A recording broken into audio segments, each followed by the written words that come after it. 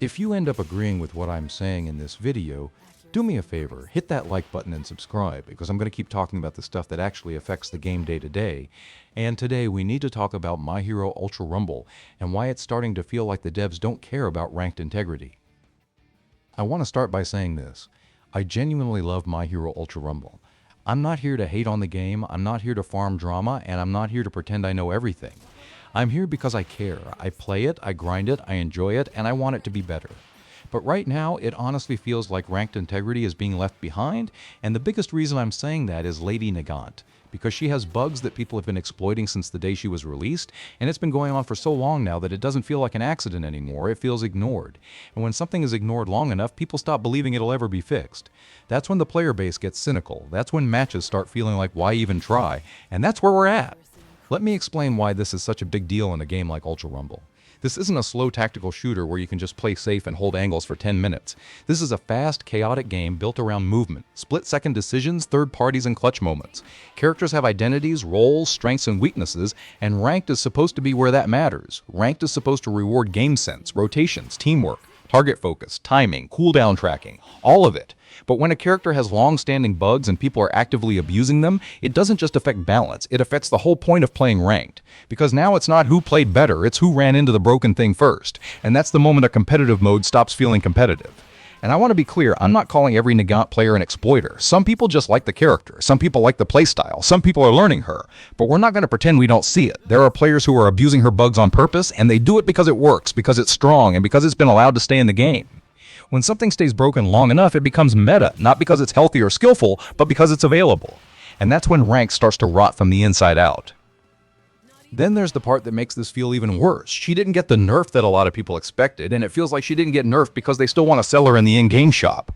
Now, I'm not inside the dev team, I can't prove intent, but perception matters. If a character is overtuned, has known issues, and remains untouched while still being pushed through the shop, players are going to connect those dots. Even if it isn't the reason, the lack of action creates the same outcome, distrust. And once players start believing balance is being shaped by sales, you've already lost something important. You've lost confidence.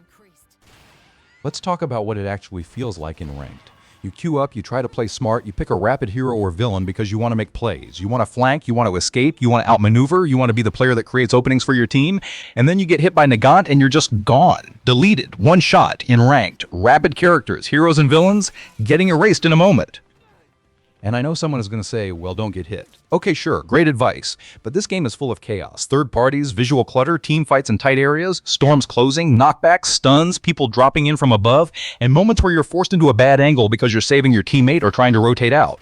So what happens is this. One moment you're playing the game, the next moment you're spectating. And when that happens repeatedly, it stops feeling like you made a mistake. It feels like the game is handing out free wins to whoever is leaning on a broken kit. And here's what really gets me. It changes the way everyone plays. Instead of people practicing fundamentals and improving movement, learning matchups, learning how to fight as a team, they start chasing whatever is easiest and most abusive. It becomes a weird arms race of who can cheese the hardest. And if you're someone who actually wants to get better, you get punished for it, because improvement doesn't matter if the match is being decided by something that shouldn't be happening in the first place. That's why the latest maintenance is such a problem. Because after maintenance, she did not get a proper bug fix or a meaningful balance patch. And that's the moment where a lot of players just go, right, so we're really doing this. Maintenance is the chance to reassure the community. It's the chance to say, we hear you, we're on it, we care about fair play.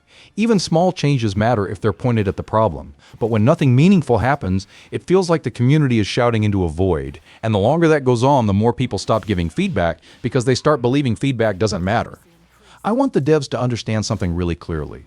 Ultra Rumble is special because it has personality. It's flashy, it's fun, it's anime chaos, but it can still feel competitive when it's handled right. Competitive games survive on trust. Players need to believe that when something is broken, it will be fixed in a reasonable time. Players need to believe that ranked isn't a marketing funnel. Players need to believe that skill is the biggest factor. Not abuse, not bugs, not who bought the newest character. And right now with Lady Nagant, that trust is cracking.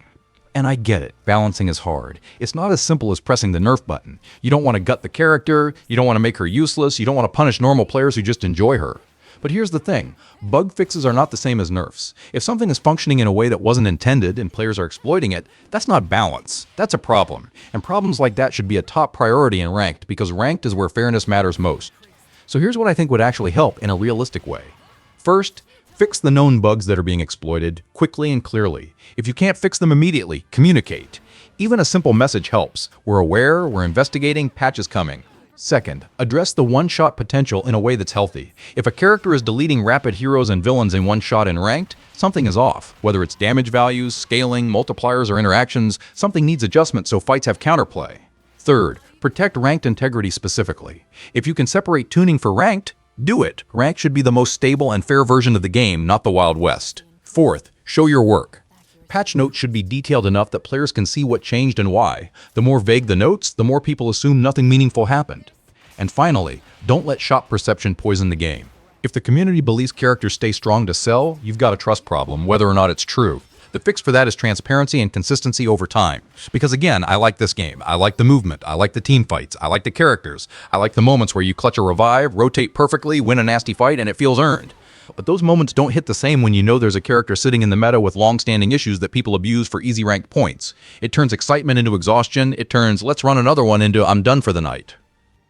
So this is my message, simple and direct. Please fix Lady Nagant's bugs. Please address her balance in a way that brings back counterplay. And please, protect ranked from exploit-driven gameplay. Because if you don't, the people who care about the competitive side will slowly leave. And when they leave, ranked stops meaning anything. And once ranked stops meaning anything, the whole game starts to feel disposable.